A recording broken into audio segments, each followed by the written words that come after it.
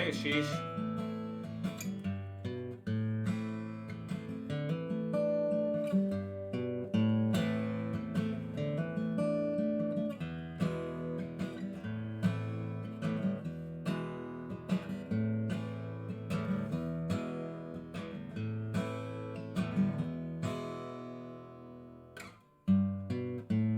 Good afternoon, Mike.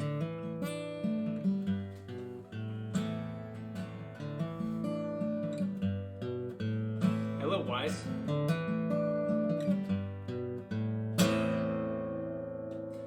I've never thought of naming my guitar.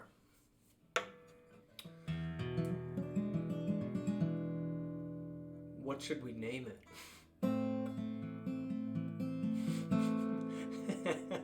I saw that coming. Oh yeah, great to see some sun after the snow. I agree.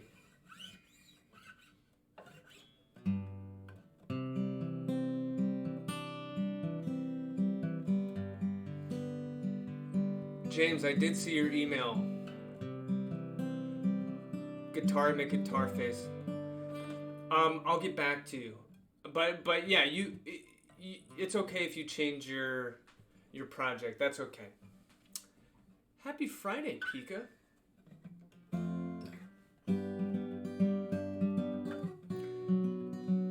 Yes, I saw your email too, Pika. I'm so sorry. I'm so sorry for the delay. Are you joking too? No, you probably Did I see? Okay. I have to be honest with you. I got a little behind on emails, but I know that a couple of you emailed me about summer. I know. And if you emailed me about the summer, I will get back to you. Don't worry. Hello, Kate. Don't worry. I will get back to you. Yes. Thank you, Pika. And thanks for checking in with me. You can keep checking. Hello, D Stratus.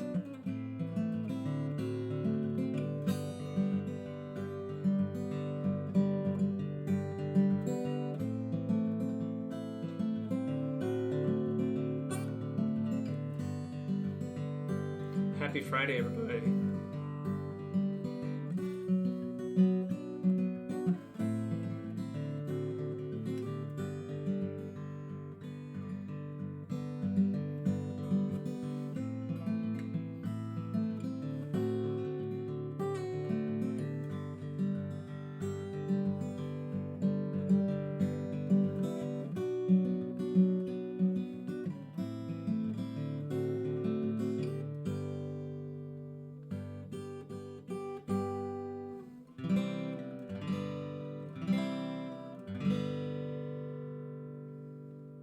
Two more weeks, we're in the end game now. That's right. You could even say Avengers Endgame.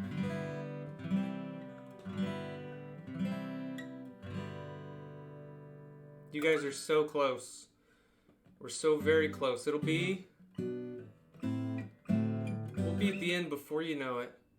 And you're just gonna do fantastic. Hello, Nookus. Hey, Brandon, you hang in there. You hang in there, my friend. You're gonna pull through. I should listen to the Nurture album by Porter Robinson. I'll make a note. Nurture, Porter Robinson. Ando says, just to keep y'all updated, my interview yesterday went great. We talked about microgrid paper I wrote. Cool.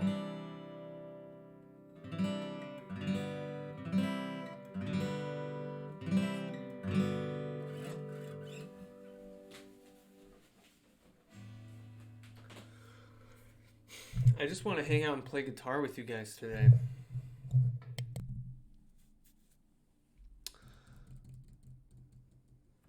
My plan is to work on the grad project for this class during finals week. Yeah, I'm gonna I'm gonna give you guys plenty of time. Like, I'm gonna push back. Well, I think when is that deadline? I think you have until April like 14th or something like that. 14th? Okay. So that gives you some time as other things wind down. That'll be nice. Hey, good afternoon, Ching Han.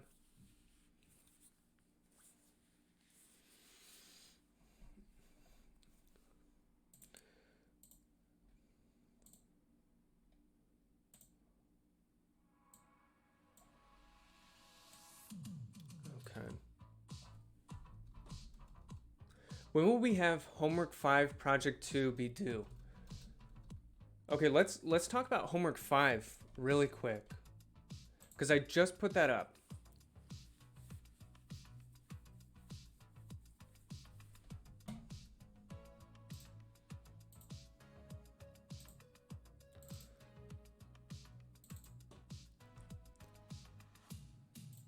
Where are you?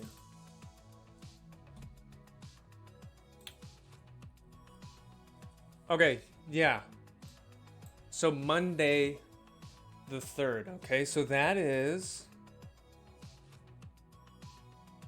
yeah, there's over a week to do this. Now this homework actually isn't that long. I want to,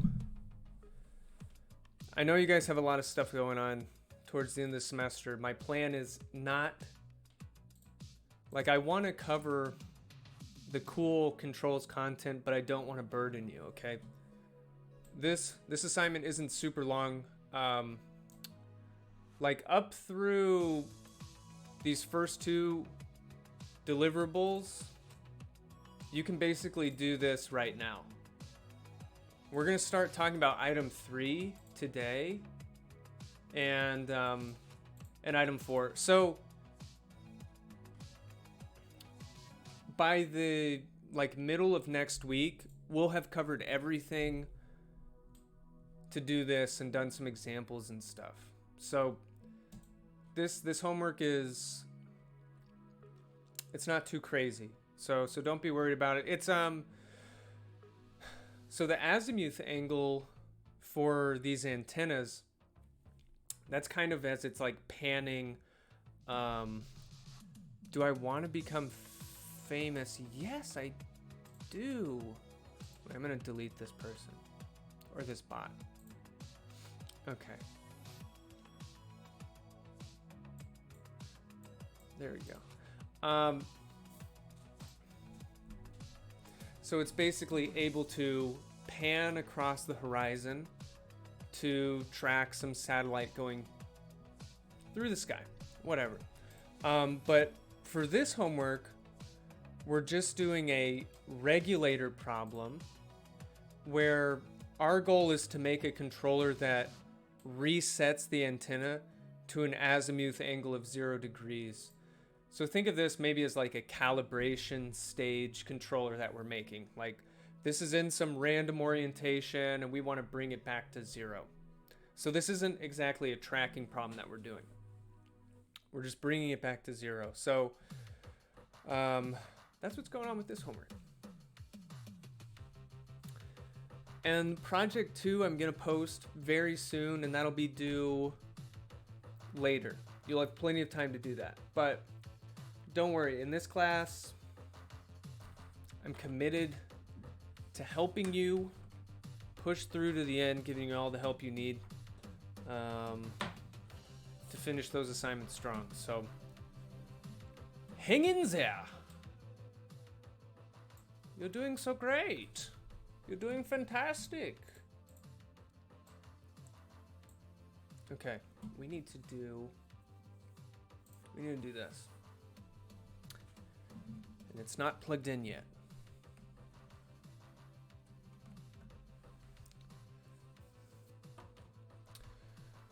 Okay. We're gonna do a little Matlab today. We're gonna be talking about this. When will project 1 be graded? Great question, Nookus. That's gonna be About another week. About another week. You guys did great on that project, though. D-Stress, when you get a chance, can you upload the notes? Yes. I know those got backed up a little bit, too.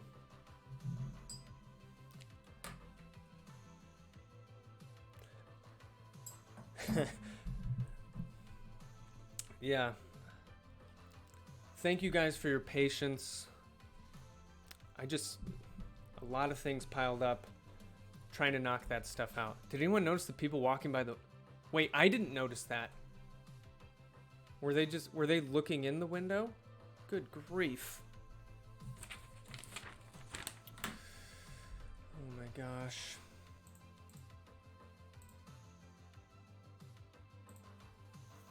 Okay, here we go. Let's get into it.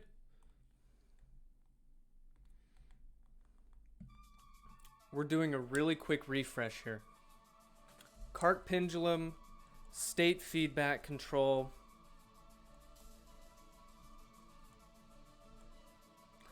I know a couple of you emailed me about the summer. I'll get back to you because I want to build this system. So this is relevant to something that I want to build. We have this pendulum.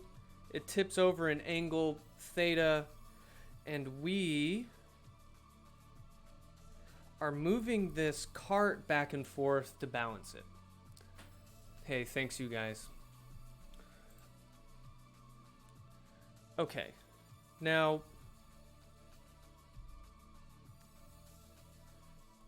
we made a state space model in discrete time.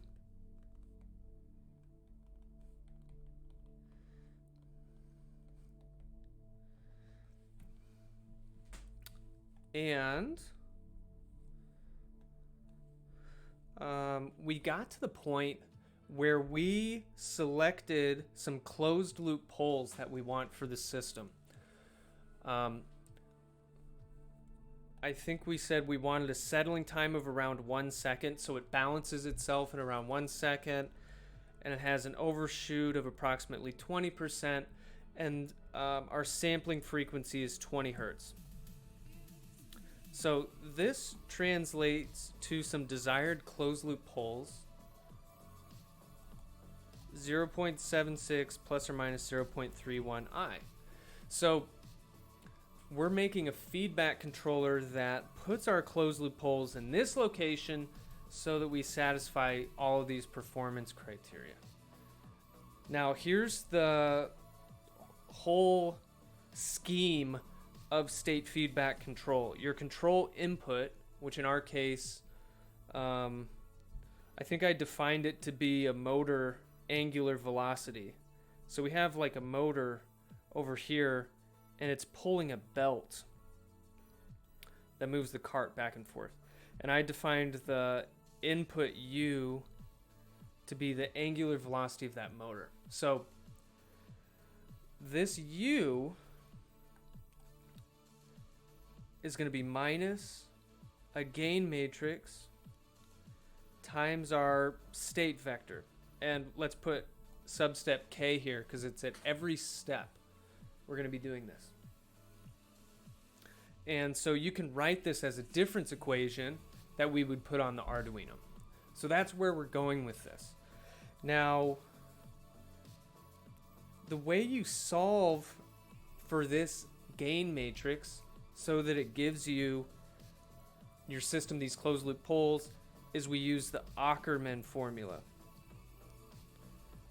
And this is what we derived last time. And I won't get into the full equation, but you can use Matlab to solve this equation to give you the feedback gain. So let me refresh you on the syntax for that. So in Matlab, you would type K, or whatever you name it, your feedback gain matrix. It's Ocker. You put your A matrix, your discrete time A matrix, discrete time B matrix, and then you put the Z star as your third argument And when you put this in here, it's going to be a vector of all closed loop poles. In our case, there's just 2. So now I'm going to go over to Matlab. I'm going to pull up this file that we were working on, where basically we had the system parameters, we made a continuous time state space model, we simulated it, we converted it to discrete time. And so I want to add some stuff to the end of this where we implement a state feedback controller. So let's start by putting in Z star. And so this is something you're going to have to do in homework 5 as well. So pay attention. Okay, so these are our poles, our closed loop poles that we want. And I'm making this into a vector because we're going to need both of these for the Ocker command, okay? So then our feedback gain matrix K is going to be Ocker, A, and B, and then you give it Z star. All right. And so how about we just run this code? This is just showing some of the simulations that we ran before. This was showing the motor angular velocity. We just put in some random commands, and this bottom graph was our pendulum angle. So you see in this case it was falling over. Well, we're going to fix that. So let's see what our feedback gain matrix was. All right, now to test if this indeed placed our closed loop poles where we want. Doesn't matter if it's a column or a row vector. Let's test it. If I use a comma, this will just be a row.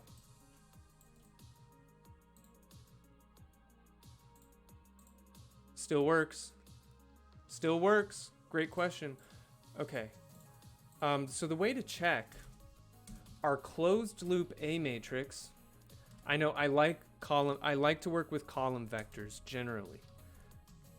You don't have to. Our closed loop A matrix is A minus our B matrix times the feedback gain matrix. So we've showed this a couple of times before, so I'm just taking this result for granted. But what I want to do is check the eigenvalues and see if the eigenvalues are equal to Z star. So let's do this. Evaluate. It has worked. So our closed loop A matrix has its eigenvalues at Z star. So our closed loop poles are exactly where we want them to be. Now I want to show you a way to simulate the closed loop system using a for loop. Now this is one possible way of simulating the closed loop system. The reason I'm doing this in a for loop is because I think that conceptually it's going to make it a little easier when we start talking about estimators. And this kind of goes through the process of how this is going to work on Arduino as well. So, all right. So this next part, simulating the closed loop system. All right. Now the first thing we're going to do, we're going to define some, well, okay, I'm going to do it this way. I'm going to define an initial output. This is for our simulation. This is going to be the initial angle of the pendulum. And let's assume that for this simulation, it's tipped over a little bit. So I'm going to make it tipped over 15 degrees, but I'm going to convert it to radians because those are the units in our model.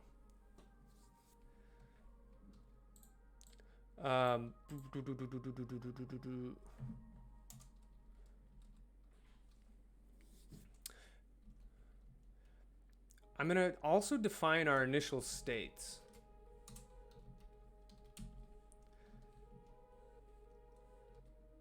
Our first state, if you go way back to when we derived the state space model, the first state was the angle of the pendulum itself. The second state was a little bit funky, but I'm going to set that to 0 anyways.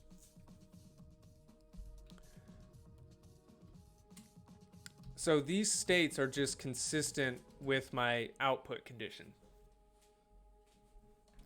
Wait, what is my C matrix? Just to be totally sure here. 1, 0. Okay. That's good. Okay, so we just have our initial conditions, our initial states. And then let's simulate this system for 20 time steps.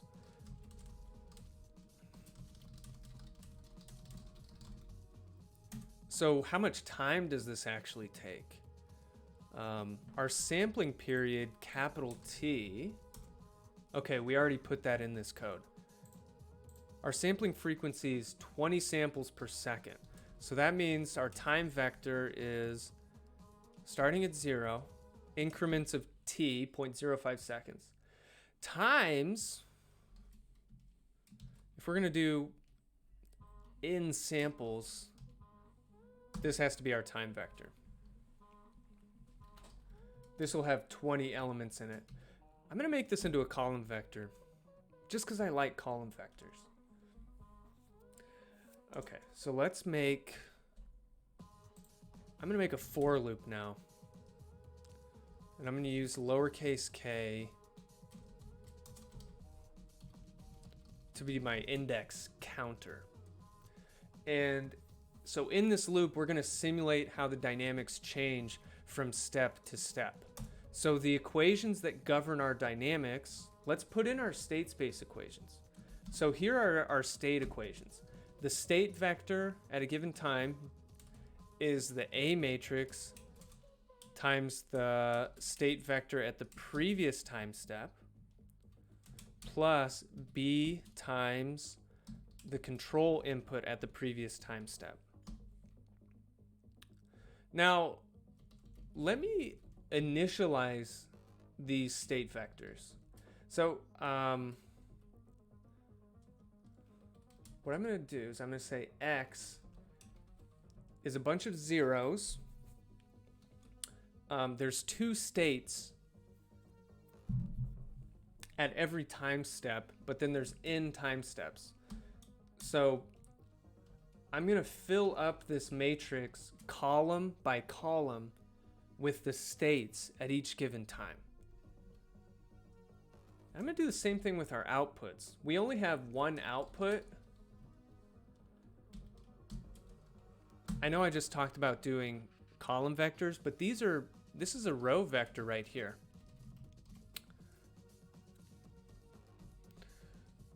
It'll make sense with the dimension of these matrices below, why I'm doing row vectors. Let's do the same thing with our control input.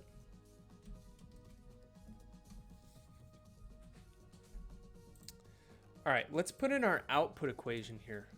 So y at time step k, our output, is equal to the C matrix times the states at this step plus the D matrix, which is 0, so I don't even really have to put it here, but let's put it here for completeness, times the control input at that step.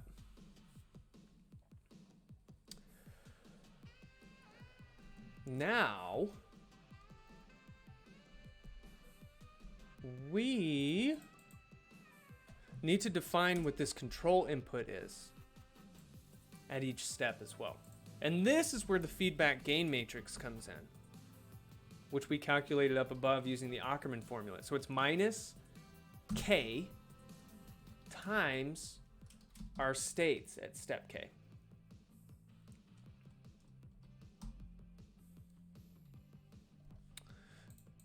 Is this all that I need?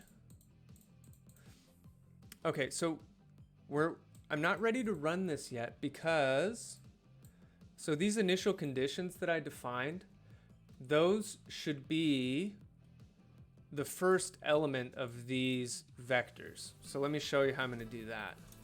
So like the first output should be the y0 that I defined up there, right? And the first column of my states should be, oh my goodness, my VPN connection was just destroyed. We have to reconnect. We have to make this happen. And then I have to duo authenticate. Because MATLAB doesn't run unless I'm connected to the VPN. So now I got duo up on my phone. Yes, I accept. This happens to Dr. Ihania in every lecture. I know duo is like a good security thing, but sometimes I'm like, seriously? Okay, here we go. Oh, good. That's the perfect emote for this situation. Okay, so we initialize these.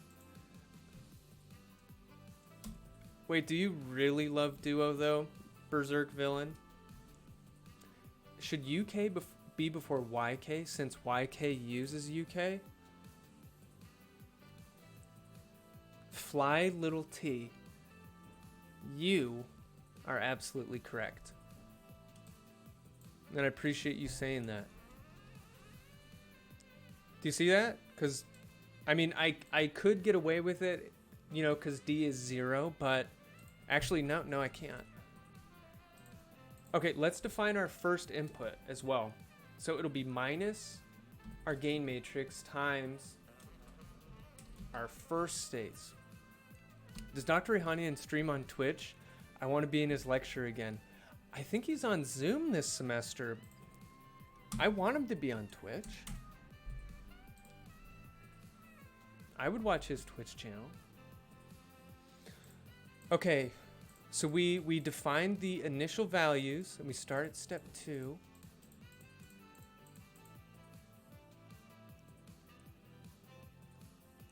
Guys, I think this is gonna work. Okay, so let's make a figure that shows all of these results.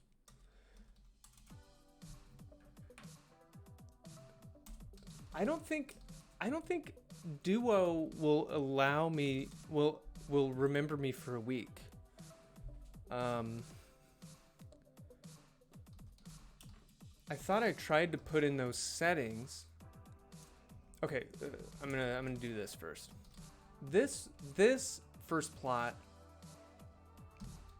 is gonna be our input, and I'm using stairs because this is gonna look like a 0 or order hold input, which is what I want.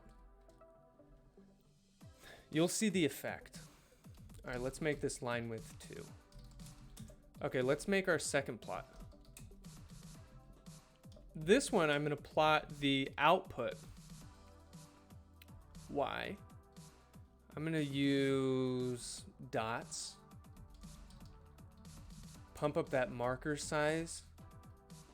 Turn on that grid. What are you coding in? This is Matlab. Okay. 212 stairs. What do you think? Will this run? Let's put a title on each of these though. Control input, which is our motor angular velocity. Ooh, it's gonna be, I'm gonna convert it to, so this is in radians per second right now, but if I multiply it by 180 over pi, no, this is cool because this is gonna say, how fast is this controller asking our motor to spin? Degrees per second. Okay, and our output, let's make another title. This is our output that we're measuring with a rotary encoder. This is gonna be the pendulum angle in degrees.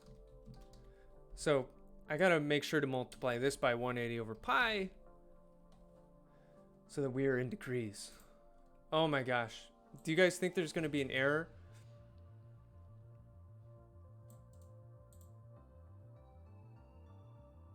Oh, no, you didn't think so, did you? Okay, let's talk about this result. Move this down a little bit. That's a little better. Okay, so this top one is our control input. And the bottom one is our output angle that's measured 20 times per second. So we only simulated for 20 steps. So that's 1 second at the end. Now remember, we wanted the pendulum to settle in 1 second. So it looks like it's about there. We also wanted... What overshoot? About 20%?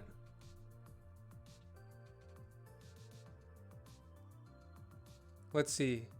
If we started at 15 and we're going to 0, what's 20% of 15? A fifth?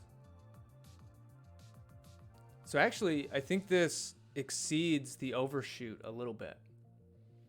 Because if this goes to minus 5 degrees, I think that's a 30% overshoot, right?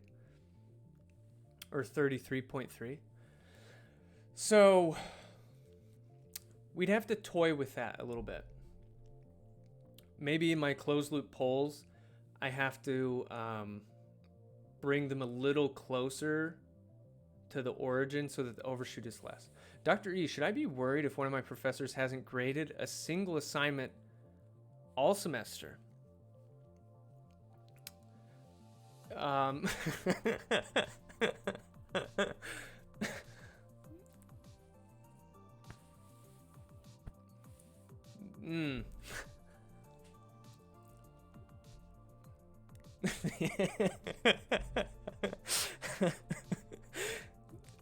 feel like you should have some grades, but hopefully the professor is going to manage that in a way that doesn't leave people very surprised.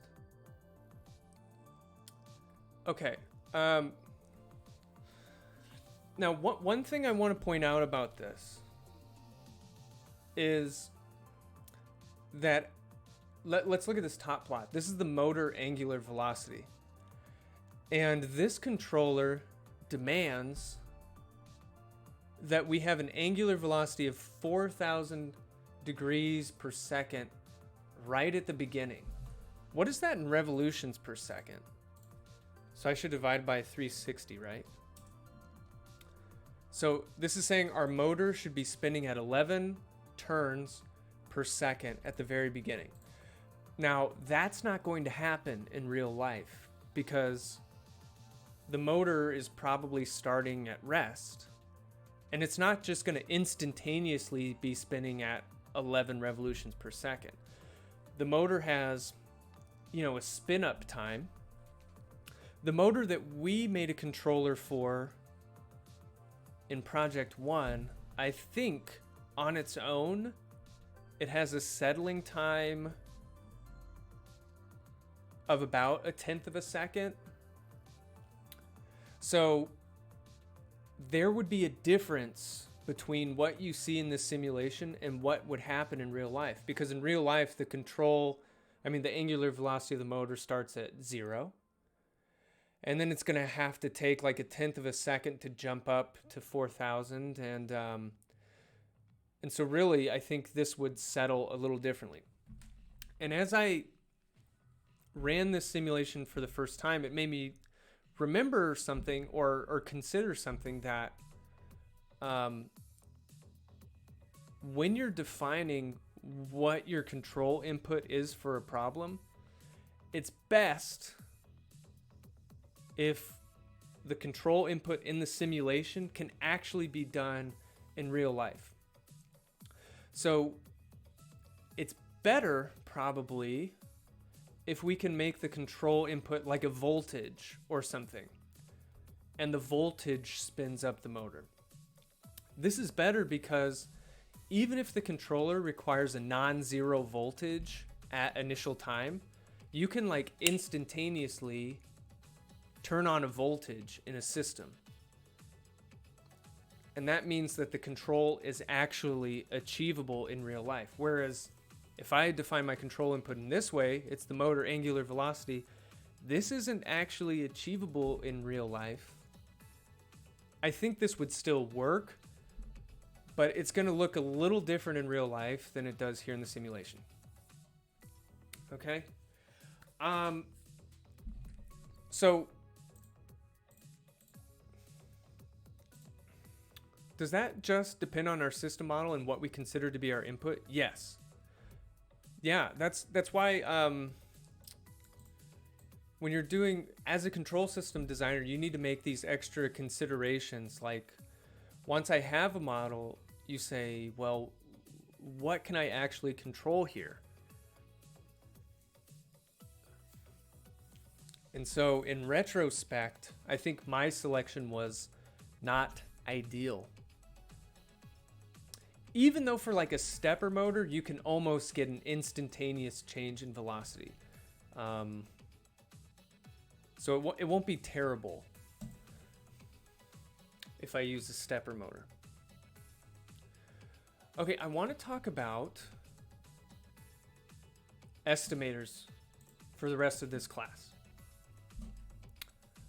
What is your t or n value? My y-axis is off by a 100th. My t was 0.05. And my n was 20.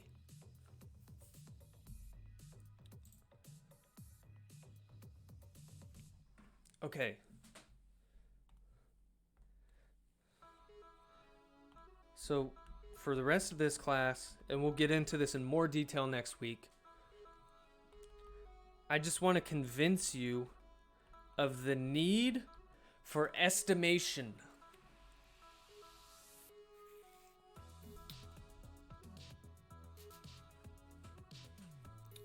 Okay. And this is a very practical thing. For this problem, what we measure is the angle of the pendulum, which is our first state. So we only measure the first of two states. All right, so log that away. So here's the but. But our control input is minus our gain matrix times our state vector. So you could expand this out. It's going to be minus like the first element of this vector times x1. Oh, this shouldn't have an underline now because I'm just taking the first element, the first state at that time. Minus k2, our second state at that time. So the question that I have for you is, say in my Arduino code, I'm writing out this line. This is what I want my angular velocity of my motor to be. I'll be able to, from my sensor, plug in x1 because I'm measuring it. But what about this? The second state was related to the angular velocity of the pendulum, but if you remember, the state definition was a little bit weird, and it wasn't purely the angular velocity. There was like an additional term that we had. So what do you do?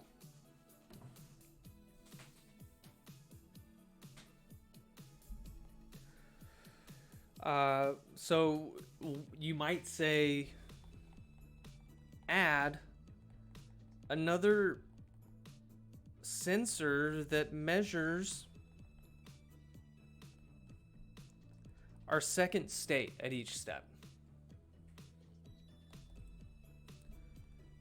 But what if I say we can't afford that?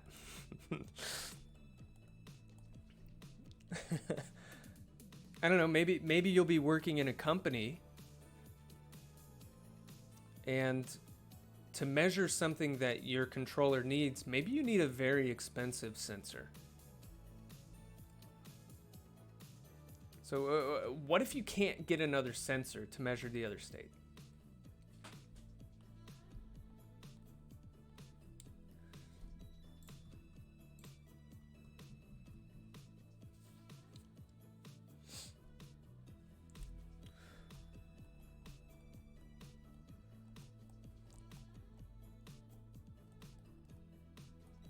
We need some other means to deduce.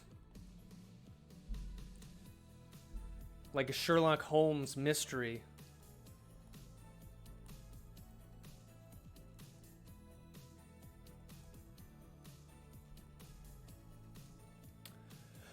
Sometimes we're controlling systems that have many, many states, and we can only measure. Stanislaw Zach recommends the Leuenberger. Hey, that's the type of observer we're going to talk about. That's a fancy name for the observer that we're going to look at. Okay.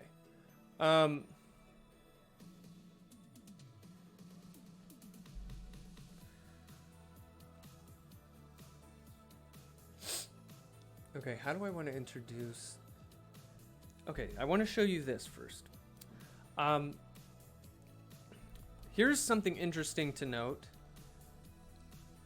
Even if you measure a state with a sensor, we never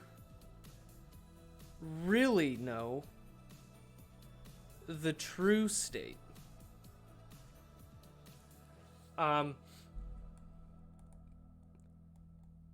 Sensors have noise. They might have some bias. So even if I have a sensor that is technically measuring a state, if I just directly plug that in for the state, it might not be reliable about what's actually happening in the real life system. I love how existential estimation theory gets. It is an existential thing. It is. You never really know. We never really know anything, do we? That's right, Kate. So, really, when we do the control input, I'm going to make an adjustment to this equation. Instead of putting the true states, I'm putting a little hat on these variables. And what that represents is estimated states. Because this is more precise. Like in practice, we're always using our best guess of what the states are. And we call those state estimates. And yes, it's a little existential, but this is practical as well. Yeah, this is the hat disguise. That's a good way of thinking of it. It's the true state in disguise. It's wearing a little hat. It's our best guess at what it might be. All right, now I'm just going to give you... I think this is the way I want to do it.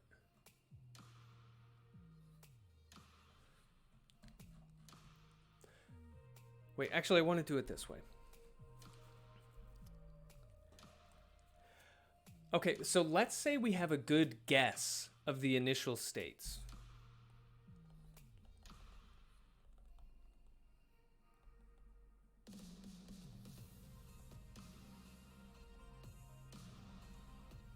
This is not always the case.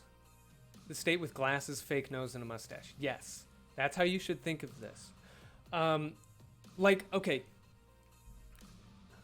let's say that we start our cart pendulum from rest in a vertical position like this, where theta is equal to 0. So in this case, x1 at k equals 0 is 0, and x2 would be 0 as well. But you know what? I'm just going to say I'm estimating that anyways. So something you could do to estimate future states is you could use our state equation.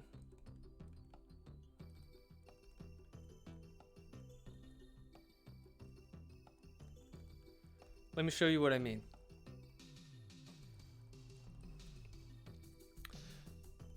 We modeled our system, right? With this kind of equation.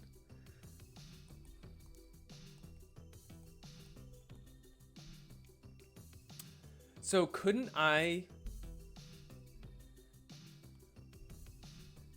like, we are giving certain control inputs to our system. So let's say that the control input is known, and to kick this whole thing off, we could say the initial states are known.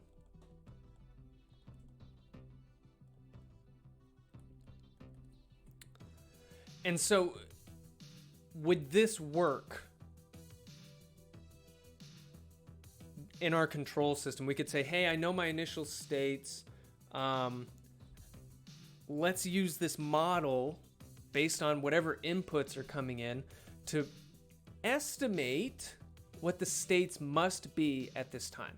And is there a problem with this logic that I'm showing you that you can think of? I'm going to point out two issues.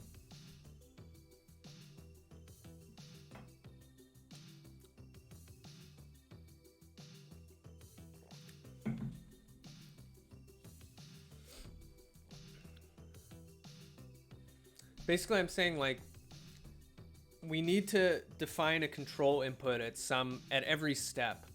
And in order to define this control input, we need the states. But we only measure some of the states, so we can't rely purely on sensor measurements. So I'm saying an alternative is to say, well, we have a model for this system, and we know the initial states fairly well. We know what voltage we're giving to the system. So how about we use this model to feed state estimates to that? Chicken or the egg?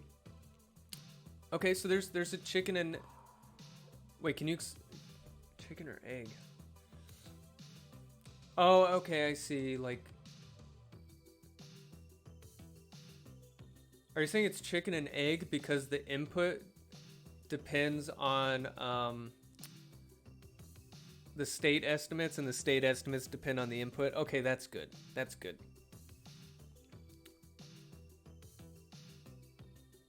But the chicken and the egg problem is sort of addressed by this because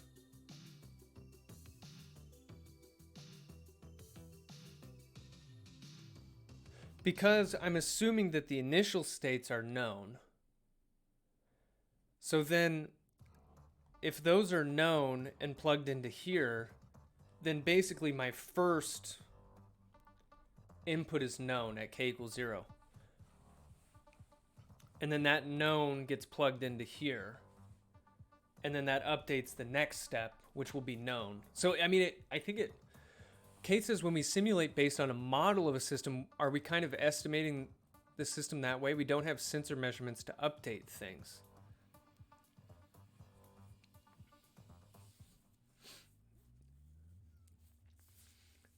So you're saying, well, okay, like what I'm saying is, yes, I'm proposing estimating the states based on a model.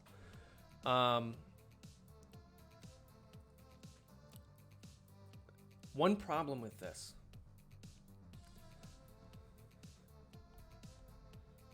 Problems. Models are not real life. So what I mean is, models always have some error, it's not going to model, like even though I used Newton's laws to get a model for this cart pendulum system, it's not going to be perfect when it comes to how the real life system actually moves, because I could have measured something wrong, or I didn't include some friction term or something like that. Jim Molino says, I feel like the next estimate is always depending on the previous estimate, if that makes sense. That's true. You're right. But what's the problem with that?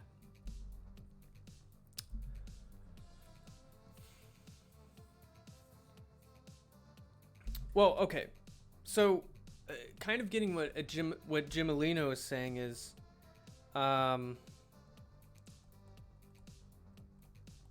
your initial estimate of states is not perfect either.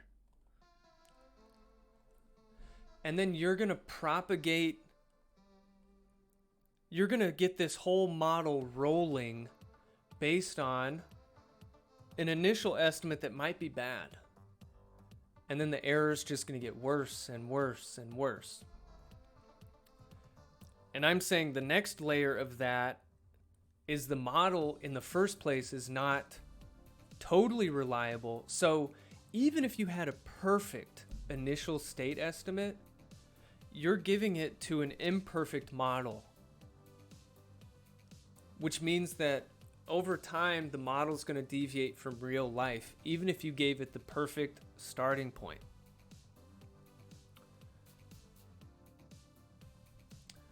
Another thing. So everything's just wrong. Hey, don't be such a downer, JK. No, you're right. There's some problems here. I'm going to give you a third one. Unknown, or what I mean is unmodeled disturbances aren't accounted for in this model.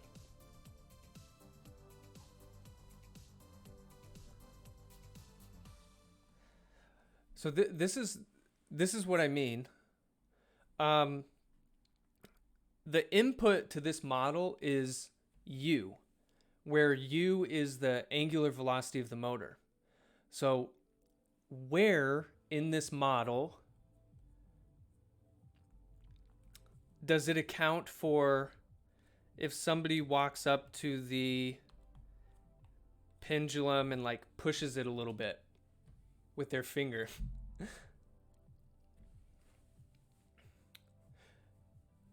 That didn't come from this input.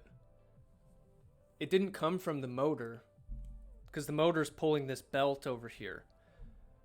So that's an unmodeled disturbance that this cannot account for.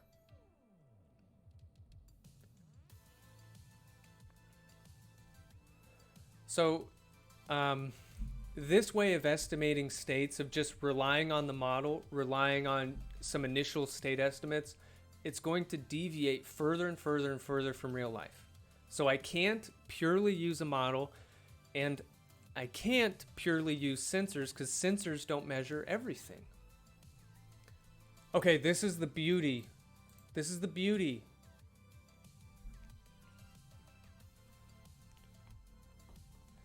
A solution. What if we could do both things at the same time? Use sensors and use the model, and kind of have them work together as best friends. This, what I'm going to show you, is called the prediction state estimator equation, which has that fancy name that somebody listed earlier. Who was it? Erebus, I think? I can't find the name though, but it's a fancy name. It's like a Lernberg or something estimator. So let me show you how it works. We're still, even though our model isn't perfect, our model is pretty good. It's not perfect, but it's pretty good. we still want to use it. But we're going to add in here Luxembourg. No, it's not. It's not Luxembourg. It's like Leuenberger or something. We're going to add this. I'm adding something to the model.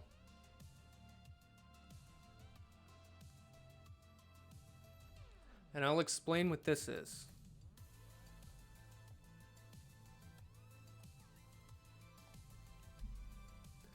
Leuenberger observer. Yes, that's what it's called.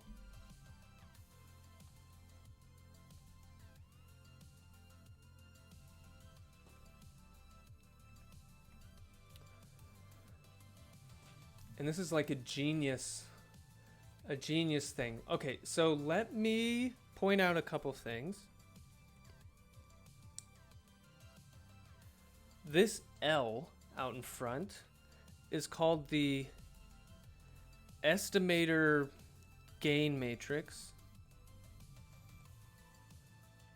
It's like a feedback gain matrix, but and we actually solve for it the same way we would solve for a feedback gain matrix, but we won't get into that today. This Y with the hat, we know what the hat means. It's an estimated output. And this Y without the hat is the actual output, which is what we get from a sensor. So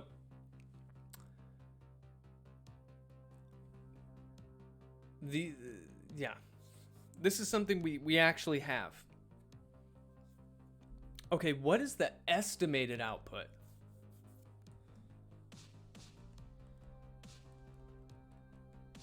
This is what the output would be based on our state estimates. Because remember, we have this equation, yk is c xk plus d uk, right? Well, our estimated output is based on our estimated states. So this is what we think the sensor should read based on estimated states, right?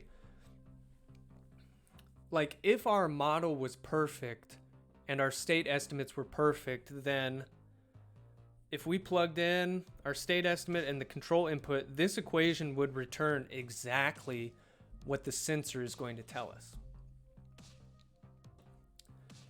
But inevitably, our model's not perfect. Our state estimates are not perfect. And so there's always going to be a difference between our estimated outputs, what we think the sensor should give us, and what the sensor actually does give us. So this difference between the two, you call it the output error. This is different than the wait. I need to call this, we can't call it the output error because that's the same thing that we called the difference between the reference and the output. Oh yeah, I have it written down here. It has an actual name. Measurement prediction error, which makes a lot more sense. It's like, hey, I was going to predict what the sensor measurement is. It's like you're playing a game. Guess what the next sensor measurement's going to be based on all the information you have. And you give me an estimate, and then I say, well, the sensor actually gave me this, so there's a little difference.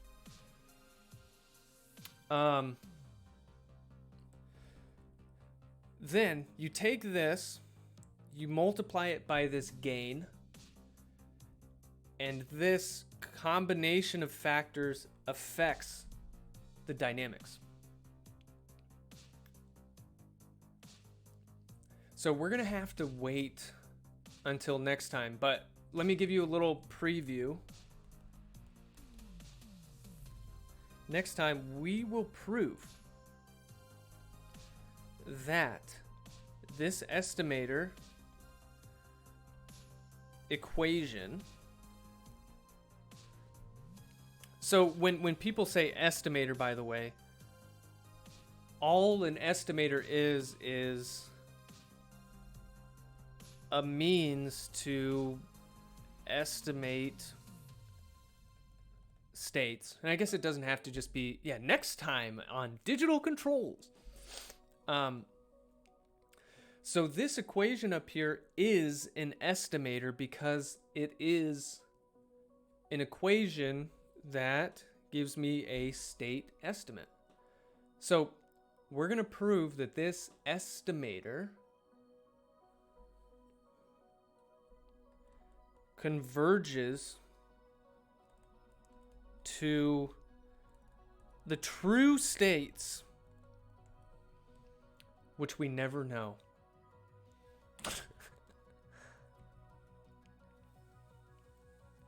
In theory, it converges to the true states.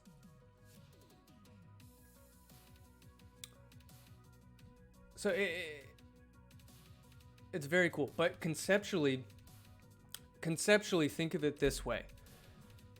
I'm using my model to estimate what the next states should be. Like, my model's pretty good. They should be able to predict my next states.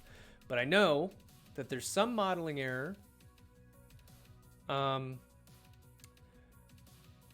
But I'm measuring something from the actual system. So this term over here is kind of like a correction. It's like your model's a little bit off, and I'm measuring how far it's off by how off your prediction is of what the output should have been. Like, if your prediction is perfect, then shouldn't your prediction match what the sensor's telling us? But it's always going to be off. So we use this correction to update the states a little bit.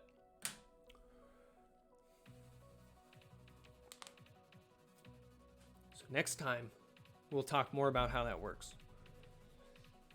It's very cool. And this is like the most basic estimator there is out there. There are, I'm sure you've heard of a Kalman filter.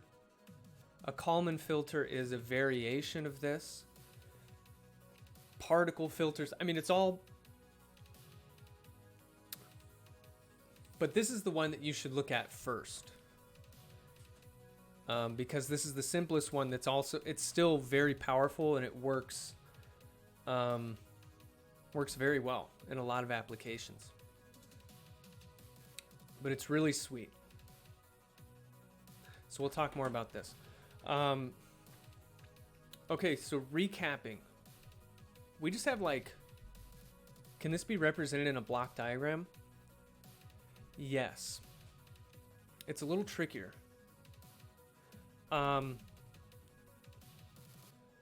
We just have like 2 weeks left, okay? 2 or 3. Homework 5 is posted. It's due in a little bit over a week. You can get started on it already. So I encourage you to do that. And then some of that homework involves this estimator, which we're going to be talking about next week. I know, I can't believe it's 2 weeks left either. So we're going to get you in shape to finish up this homework. And then I'm going to post the final project. It's going to be project number 2. And we're going to work through that as well. So it's basically, if you're an undergraduate student, you just have the homework and the next project. And then you're through. And then you're a digital controls master. We're going to get in shape with a Rocky workout. That's right. Do we also have a final exam? We don't have a final exam. You can go back to the syllabus to see exactly how the grade is calculated and so on. But yeah, it's just projects and homework at this point. There's no final exam.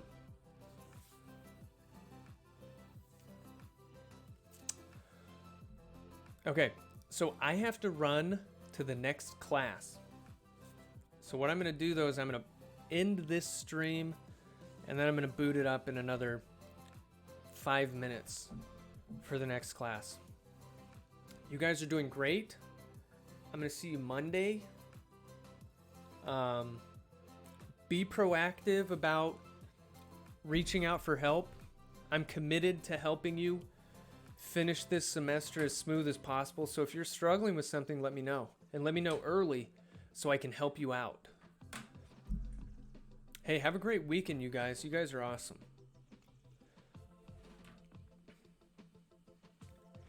Thank you, Kate. Thank you, Pika. If you emailed me, I'm catching up on emails. I will get back to you. Thanks for your patience. All right, everybody. We should have played Among Us. Hey, we can talk about it. We can play some games next week. Can I go back to the code really quick? Okay, really quick, but I gotta go.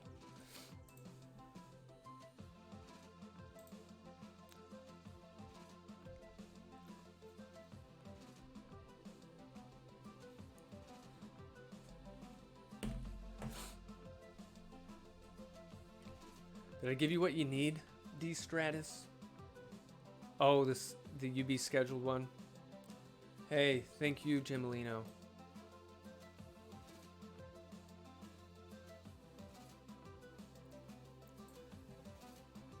All right, scroll.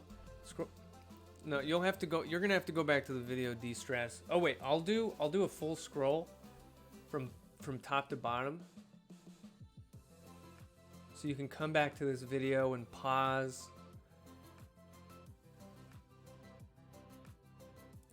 I know we've worked on this over a couple days, so it's a little spread out. But here's the full scroll. You're very welcome. All right. Adios, you guys.